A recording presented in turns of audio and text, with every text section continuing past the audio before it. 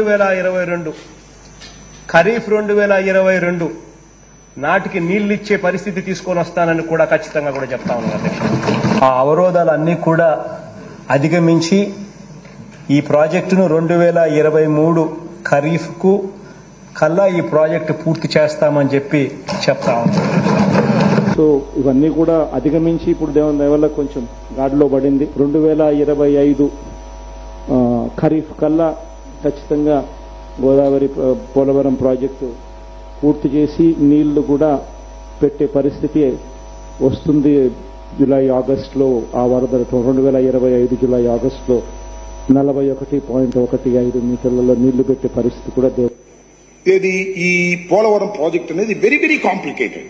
అంత తేలిగ్గా అర్థం కాదు. ఏంటి అంత అర్థం కాదని గట్టిగా చెబుతున్నారంటే నాకు అర్థం కాలేదు కాబట్టి నేను అనేక సార్లు విజిట్ చేసి స్టడీ చేసి అనేక మంది అడ్వైజర్తో మాట్లాడిన తర్వాత నేను నిర్ణయం తీసుకున్నా ఇది ఇప్పుడు పూర్తయ్యేది కాదు అని చెప్పిన మొదటి వ్యక్తిని నేను. విన్నారు కదా ఎంత ఆలస్యం అయిపోయిందో. ఓకే ఒక సెకండ్ వన్ మైక్. 1770 కోట్లు మాత్రమే మిగిలే. వీళ్ళు రివర్స్ టెండర్లో పిలిచినప్పుడు 1548.13 కోట్లకి మేఘాకి ఇచ్చారు. సో వాళ్ళ పనులు అప్పుడు వీళ్ళు దాదాపు 600 కోట్లు మిగిల్చామని టప్పాలు కట్టారు.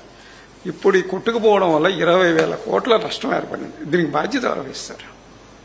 మీరే ఫిక్స్ చేయాలి అంటే నేను అడిగేది సీరియస్గా అడుగుతున్నా. ఎందుకంటే ఎవరు పాపం చేశారో వాళ్ళు అదే దాన్ని ఏ విధంగా ఫిక్స్ చేయాలి ప్రజలందరూ ఆలోచించాలి. అక్కడ చర్యలుంటే యాక్షన్ కూడా తీసుకోవడం చాలా అవసరం.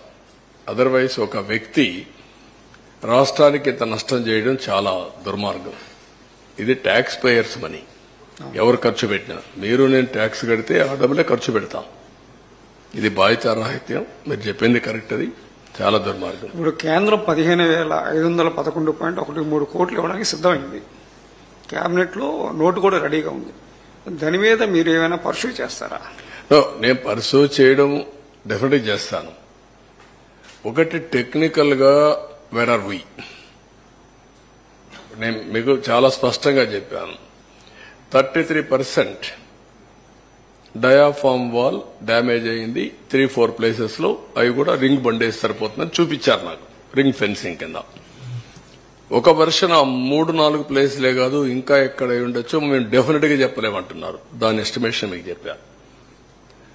అది అయిన తర్వాత రెండోది కాఫర్ డ్యాముల ద్వారా లీక్ అవుతుంది వాటర్. ఇంకా స్వీపేజ్ ఉంది. అది యాక్సెప్టబుల్ లెవెల్ కంటే స్వీపేజ్ ఎక్కువ ఉంటే అది రెక్టిఫై చేయకుండా ప్రాజెక్ట్ ముందుకు పోలేదు. సేఫ్టీ గానీ ఫ్యూచరిస్టిక్ ఇవన్నీ అది ఇంకా తేలలేదు. ఈ రెంటికే ఇప్పుడు కమిటీ యుఎస్ఏ నుంచి 2 ఎక్స్పర్ట్స్ వెళ్లేశారు. ఇప్పుడు ఇక్కడుండే ఇంజనీర్లు కూడా రిస్క్ తీసుకోవాలంటే భయపడే పరిస్థితికి వచ్చారు. వాళ్ళు కూడా భయపడుతున్నారు. ఒక దుర్మార్గుడు చేసిన పనికి మనం కూడా బలైపోతామేమో, మనకెందుకు వచ్చింది అని వాళ్ళు కూడా భయపడే పరిస్థితికి వచ్చారు. అంటే బాధ్యత తీసుకోవాల్సిన వ్యక్తులు బాధ్యత తీసుకుని. అందుకే ఒక మాట చెప్పాను, మీకు తెలిసి మీకు డ్యామేజ్ కనపడుస్తా ఉంది, తెలియకుండా బ్రాండ్ గానీ డ్యామేజ్ గానీ విపరీతంగా ఉండబోతుందని నేను ఎలక్షన్ ముందే చెప్పాను. సార్ ఇప్పుడు 2020లో డయాఫ్రామ్ వాళ్ళు దెబ్బతింటే ఇప్పటిదాకా కూడా సొల్యూషన్ కనుక్కోలేదు. ఈ 3 ఏళ్లలో వీళ్ళ ఫెయిల్యూర్ చాలా దారుణంగా ఉన్నట్టు కదా సార్. 2020లో డయాఫ్రామ్ వాళ్ళు ఎంత బుకాయిస్తున్నారో చూశారు కదా. లాస్ట్ 2025 ఇప్పుడే సొల్యూషన్ వచ్చేసింది, అయిపోయింది, నీళ్లు ఇచ్చేస్తానని మాట్లాడే పరిస్థితికి వచ్చారు. ఇయర్ బై ఇయర్ అని వాళ్ళు చెప్పింది. 2021కే దెబ్బతినింది. 22 చెప్పారు, 23 చెప్పారు, 25 కూడా చెప్తున్నారు మళ్ళీ.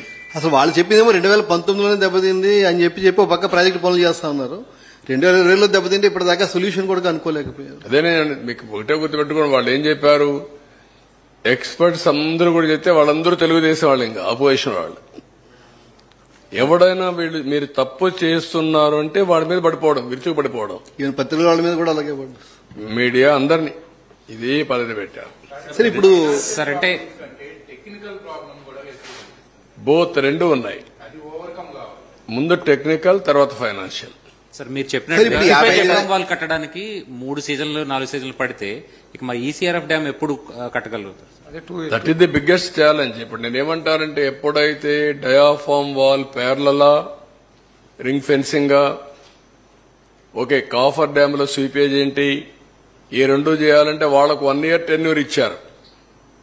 ఎవరికి యుఎస్ఏ నుంచి వచ్చిన 2 ఎక్స్పర్ట్స్, కెనడా నుంచి వచ్చిన 2 ఎక్స్పర్ట్స్ కి 1 year ఎవ్రీ మంత్ 10 days ఉండి అధ్యయనం చేసి రికమెండేషన్లు ఇవ్వని. వాళ్ళు ఎన్ని రోజుల్లో సొల్యూషన్ కనుక్కుంటారో మనకు తెలియదు. అది అయిన తర్వాత మళ్ళా మీరు చెప్పేది ఇక్కడ మీరు గుర్తుపెట్టుకోవాల్సింది డిసెంబర్ నుంచి మే వరకే పనులు, జూన్ నుంచి డిసెంబర్ వరకు నవంబర్ వరకు నో వర్క్స్. ఫ్లడ్ ఉంటుంది, ఫ్లడ్ ఉన్నప్పుడు పనులు లేవు. కాఫర్ డామ్స్ పనిచేస్తుంటే మనకి స్పేస్ దొరికింది కదా సార్, కాఫర్ డామ్స్ కూడా పాడయ్యాయి. ఇప్పుడు కాఫర్ డ్యామ్లు పోయినాయి, డయాఫామ్ వాల్ పోయింది. సార్ ఇప్పుడు 55,000 కోట్లు మన అంచనా సార్ డిపిఆర్ 2 మీరు 2019 కి. ఇప్పుడు ద్రవ్యోళం ప్రకారం ఇన్ఫ్లేషన్ ప్రకారం 38% పెరుగుతున్నారు. అంటే చాలా కాస్ట్ చాలా అప్పటికిప్పటికి 38 అని ఇచ్చారు మా వాళ్ళు. దాన్ని నేను ఇంకా ఇది ఊరికే రఫ్ గా ఈ రోజు చెప్తే ఇచ్చారు కానీ అది కరెక్ట్ ఫిగర్ కాదు, అందుకే నేను దాన్ని మాట్లాడడం లేదు. ఊరికి ఎంత నష్టం జరిగింది అంతవరకే నేను చెప్పగలుగుతున్నాను. సార్ ఇది రెక్టిఫై చేయడానికి ఎంత టైం తీసుకుంటుంది, ఈ ప్రాజెక్ట్ పూర్తి కావడానికి ఎంత టైం తీసుకుంటుంది సార్? అంటే నేను ఒకటే చెప్పాను మీకు, 2 seasons minimum diaphragm wall minimum. అది రెక్టిఫికేషన్ కావచ్చు, రింగ్ ఫెన్సింగ్ కావచ్చు, 2. అది అయిన తర్వాత కాఫర్ డ్యామ్ టెక్నికల్ డీటెయిల్స్ అన్ని ఫైనలైజ్ కావాలి. నౌ ఎన్హాన్స్డ్ ఏవైతే ఫైనాన్స్ వస్తుందో ఆ డబ్బులు ఇప్పుడు ఇవ్వాలి. ఒక వ్యక్తి చేసిన పాపానికి కేంద్ర ప్రభుత్వం కూడా ఇప్పుడు నష్టపరిహారం కట్టివ్వాలి వాళ్ళు కూడా. ఇవన్నీ వేరియస్ యాంగిల్స్ లో వచ్చిన ఇబ్బందులు అనమాట. డయాఫ్రమ్ వాళ్ళు కూడా డిఫరెంట్ రిపోర్ట్స్ ఇస్తున్నారు కదా సార్. కొంతమంది ఏమో కంప్లీట్ దీనికి వెళ్లాలంటున్నారు, కొంతమంది ఏమో రింగ్ ఫెన్సింగ్. అదే వాళ్ళు అనేది ఏంటంటే ఇవి జరిగాయి. అది కూడా ఎక్స్పర్ట్స్ కమిటీ. ఎవరంటే ఎక్స్పర్ట్స్ కమిటీ చేసింది? ఎన్హెచ్పిసి చేసింది sir. Hydro power project, hydro power corporation చేశారు. వాళ్ళు ఇచ్చారు ఆ రిపోర్టు. అది కరెక్టా, ఎగ్జాక్ట్ రిపోర్టా? అందుకే కొంతమంది డౌట్ ఏంటంటే ఓకే బెటర్ టు గో మొత్తం పోతే 990 కోట్లు, చేసింది పని 446 కోట్లు, రింగ్ ఫెన్సింగ్ 447 కోట్లు, ఇంకా ఒక్కోటి ఎక్కువ అవుతుంది. ఇప్పుడు ప్రాజెక్టులో తప్పు అన్ని చోట్ల ప్రాజెక్టులు ఫెయిల్యూర్ ఉన్నాయి, ఇరిగేషన్ అంతా పడుకుంది సార్. ఎవరైతే తప్పులు చేశారో అధికారులే ఇంకా కొనసాగుతున్నారన్న చర్చ బయట డిపార్ట్మెంట్ లోనే ఉంది. మరుస ఏముంది తేవాలి?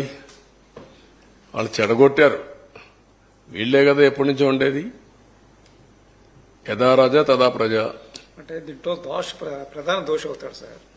ప్రధాన దోషి ఇంటికి పంపించారు, ప్రధాన దోషిని పంపించేశారు. ఆయన పోతే పోయాడు. దోషం ఏం చేస్తారు అంటే వాళ్ళు అందుకనే కొంతమందిని మార్చాం.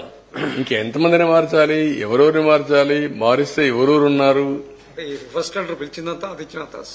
దాసు ఎక్కడికో వెళ్ళిపోయాడు కదా, ఎప్పుడో వెళ్ళిపోయాడు కదా. దాసు పోయాడు, ఇంకో దాసుడు పోయాడు, మిగిలింది మనమే కదా. ఇక్కడ దాసు ఎక్కడ ఉన్నాడు? ఎప్పుడో రిటైర్ అయిపోయాడు, తెలంగాణకు పోయాడు. తెలంగాణ పోయాడు, అక్కడ అడ్వైజర్ గా ఉన్నాడు ఇప్పుడు. సరే ఈ హైట్ మీద కూడా కొద్దిగా రివర్స్ టెండరింగ్ పిలిచింది. ఆ సమయంలో పిలిచింది అతను. అప్పటి వరకు ఉన్నది ఇతను, ఇప్పుడు మొన్న ఉన్న అతను. ఇతను తీసేసి శశిభూషణ్ మళ్ళా తీసుకొచ్చారు. సార్ ప్రాజెక్ట్ హైట్ కి సంబంధించి కూడా ఒక డిస్ప్యూట్ ఉంది కదా సార్, దాది అదే రాజీ లేదు. అది 45.67 రావాల్సిందే, 45.72 రావాలి. 41.57 పెడుతున్నారు వీళ్ళు. అది యాక్సెప్టబుల్ కాదు.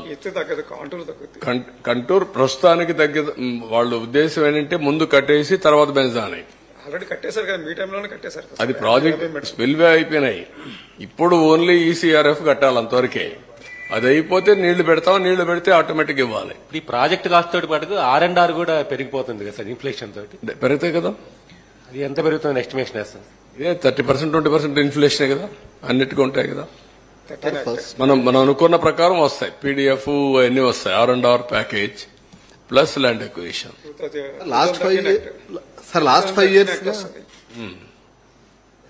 5 ఇయర్స్ గా నిర్వాసితులు బాగా ఇబ్బంది పడుతుంది సార్. ఎగువ కాపాడడం వల్ల వరద ఉండిపోతుంది, వాళ్ళు చాలా ఇబ్బంది పడుతున్నారు. రాబోయేదేమో ఫ్లడ్ సీజన్, ముందు దాని మీద కూడా దృష్టి పెట్టాల్సిన అవసరం, కొంతైనా రిలీఫ్ కానీ వాళ్ళు కూడా వాళ్ళ సమస్య చూస్తే చాలా బాధేస్తుంది. ఎందుకంటే నీళ్లుంటాయి, ఆ ఊర్లో ఉన్నారు, అక్కడే ఉండి దోమలు ఇవన్నీ అన్ని సమస్యలు, కానీ రీహాబిలిటేషన్ ఇవ్వరు. వాళ్ళు వెళ్ళిపోవాలంటే కాపలా కాసుకుని అక్కడే కూర్చున్నారు బాబు, ఏమి చేత కాకుండా, ఏం చేయలేక. మీరు 104 సార్లు రివ్యూ చేశారు, 31 సార్లు వెళ్ళారు, మొన్న వెళ్ళారు. మీ ఫీలింగ్స్ ఎలా ఉన్నాయండి సార్? ఇంకా ఏడవంది ఒకటే రియల్ గా చెప్తున్నా, that is my feeling. I'm deeply involved in this project. అంటే దాదాపు మీతో పాటు నేను కూడా వచ్చాను ఆ టైంలో. మీరు మీడియా వాళ్ళు వచ్చారు, రోజు రోజుకి దాన్ని ఒక ఆశ కల్పించాం. రాష్ట్రంలో చాలా మంది చూశారు. చాలా ఆవేదన, బాధ, ఆషామాషే కాదు, తలుచుకుంటే మాత్రం చాలా బాధేస్తుంది. ఏదైనా సరే ఒక వ్యక్తి, ఓకే, హైదరాబాద్ లో ఒక హైటెక్ సిటీ కట్టాం, ఒక 10 మీటింగ్లు పెట్టుకున్నాం, కట్టాం, ఒక ఔటర్ రింగ్ రోడ్ వేసాం. దేవాంశ్ కూడా వచ్చాడు కదా అతను అంటే ఫ్యూచర్ కి జ్ఞాపకం ఉంటుందనే ఉద్దేశంతో చిన్న కుర్రాడిని నడిపించాం. సగం దూరం వచ్చి నడవలేనంటే వాళ్ళు తీసుకొచ్చారు ఆ టన్నల్. అందరికి ఓపెన్ చేశాం ఆ ప్రాజెక్ట్ ని, వచ్చి చూడమని చెప్పి పెట్టాం. అంటే ఇది ఎప్పుడో ఒకసారి వచ్చే అవకాశం కదా ప్రాజెక్ట్ అనేది, మళ్లీ మళ్లీ కట్టలేరు కదా. అందుకే బస్సులు పెట్టి తీసుకొచ్చి భోజనం పెట్టి దీన్ని చూపించి పంపించాం. సార్ ఫస్ట్ ప్రయారిటీ పోలవరం అని చెప్పి మీరు అంటున్నారు. లాస్ట్ గవర్నమెంట్ లో మీరు ప్రతి సోమవారం పోలవరం అన్నారు, ఈసారి కూడా అలా ప్రతి సోమవారం పోలవరం రివ్యూ చేస్తారా? నువ్వు చేయాలి, కానీ ఇవన్నీ సెట్ కావాలి కదా. ముందు సెట్ కాకుండా సోమవారం కూర్చొని నేను చేయగలుగుతాను? ఈ ఎక్స్పర్ట్స్ అంతా కూర్చోవాలి, ఈ ప్రాజెక్ట్ రిపోర్ట్ అంతా చేయాలి, వాళ్ళంతా సొల్యూషన్ ఇవ్వాలి. రావడానికి 1 year పట్టింది. నేను అందుకనే ఫస్ట్ టైం ఈసారి కూడా నేరుగా పోలవరంకి వెళ్ళా. వాస్తవ పరిస్థితులు రాష్ట్ర ప్రజలకు తెలియజేయాలన్న ఉద్దేశంతో పోలవరానికి వెళ్ళా. First visit during my tenure పోలవరమే ఈసారి కూడా.